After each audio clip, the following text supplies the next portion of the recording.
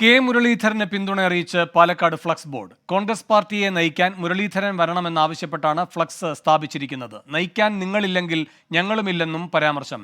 Victoria കോളേജിനും കളക്ടറേറ്റിനും സമീപമാണ് flux സ്ഥാപിച്ചിരിക്കുന്നത്. നിഖിൽ പ്രമേഷ് പാലക്കാട് നിന്ന് കൂടുതൽ വിവരങ്ങളുമായി ചേരുന്നു. നിഖിൽ, എന്താണ് വിവരങ്ങൾ?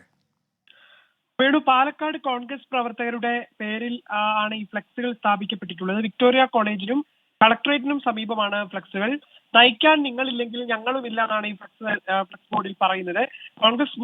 കോൺഗ്രസ് പാർട്ടിയെ നയിക്കാൻ മുരളീധരൻ വരണമെന്നുള്ള ആവശ്യമാണ് ഉന്നയിക്കപ്പെടുന്നത്. നേരത്തെ പല ജില്ലകളിലും സമാനമായ രീതിയിലുള്ള ഫ്ലക്സുകൾ പ്രത്യക്ഷപ്പെട്ടിരുന്നു. പാലക്കാട് ഒരു പക്ഷേ ഉപതെരഞ്ഞെടുപ്പിൽ മുരളീധരൻ മത്സരിച്ചേക്കുമെന്നുള്ള വിലയിരുത്തലുകൾ കഴിഞ്ഞ ദിവസം പുറത്തു വന്നിരുന്നു.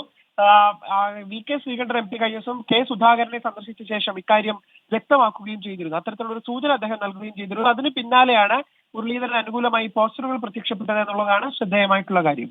ശരി, നിഖിൽ പ്രമേഷാണ് പാലക്കാട് നിന്ന് വിവരങ്ങൾ നൽകിയത്.